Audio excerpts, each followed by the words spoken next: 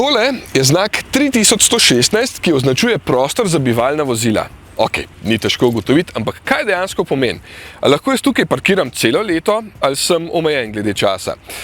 Ali lahko tukaj tudi prenočim, ali lahko samo parkiram? In ali lahko tukaj tudi kam zlijem odplake?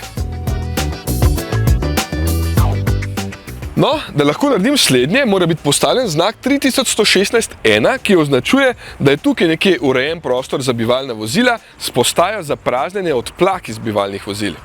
Tukaj je.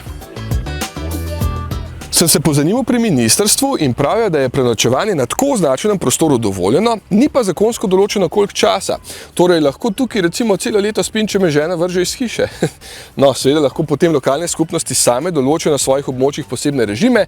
Tukaj recimo stane parkiranje za ves dan 15 €, tako da eno obveznost pa vseeno imam, ne? Je pa potem zanimivo, če prenočujete tam, kjer to ni dovoljeno, torej povsod drugod. Od 100 do 500 € je kazen po zakonu o javnem redu in miru za tistega, ki prenočuje na javnem kraju in ki s tem koga vznemirja. In še naprej, v Triglavskem narodnem parku so te kazni od 100 do 1000 € za fizično osebo, za pravne pa še nekajkrat več.